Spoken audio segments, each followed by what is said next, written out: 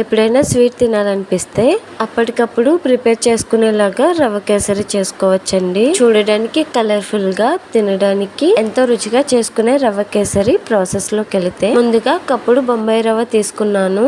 సూజీ రవ్వ అంటారు కదండి, దీనినే ఉప్మాకి కూడా వాడతారు. ఇప్పుడు స్టవ్ మీద ప్యాన్ పెట్టి నెయ్యి వేసి, నెయ్యి కరిగించుకున్న తర్వాత కప్పుడు సూజీ రవ్వని వేసుకుని బాగా దోరగా వేయించుకోవాలి.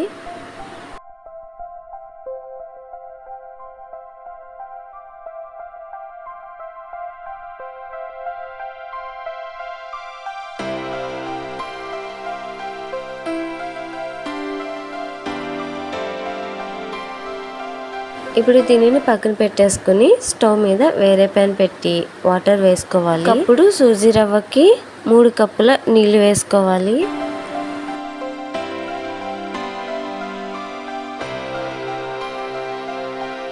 దీనిలోకి ఇలాచీ పొడిని వేసి వాటర్ అయితే మరిగించుకోవాలి.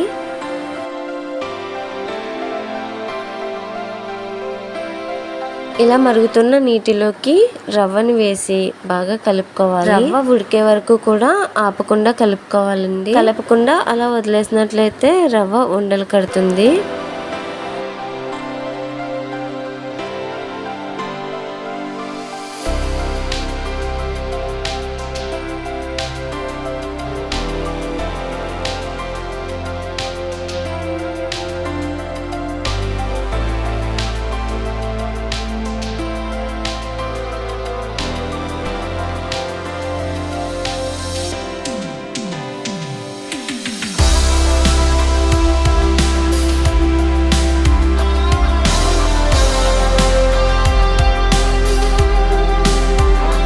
రవ్వ ఇలా ఉడికిన తర్వాత 3/4 కప్పు పంచదార తీసుకున్నాను. పంచదార ప్లేస్ లో బెల్లం కూడా తీసుకోవచ్చు. తీపి ఎక్కువ తినేవారు కప్పుడు సూజీ రవ్వకి కప్పుడు పంచదార తీసుకుంటే సరిపోతుంది.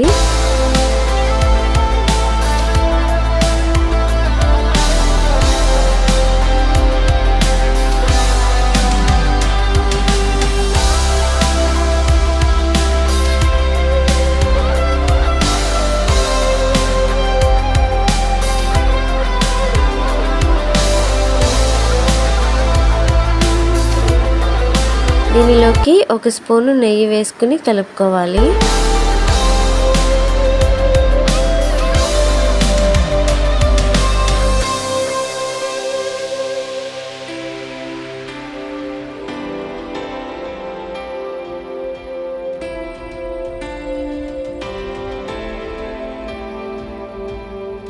ఇప్పుడు దీనిలోకి ఫుడ్ కలర్ వేస్తున్నాను. ఇదైతే పూర్తిగా ఆప్షనల్ మాత్రమే. ఫుడ్ కలర్ నచ్చిన వాళ్ళు స్కిప్ చేసేయచ్చు. ఫుడ్ కలర్ వేసాక మొత్తం అంతా కలిసేలాగా కలుపుకోవాలి. చూడడానికి చాలా బాగుంది కదండి ఫుడ్ కలర్ వేసిన తర్వాత.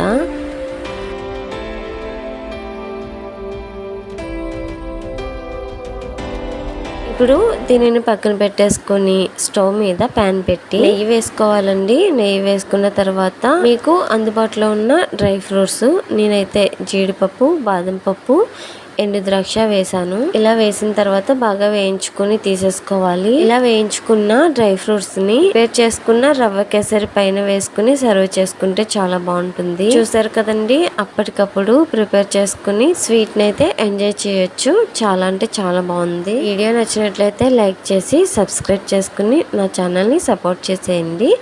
అలాగే ఫ్రెండ్స్ అండ్ ఫ్యామిలీ మెంబర్స్ కి షేర్ చేయండి. Thanks for watching. బాయ్.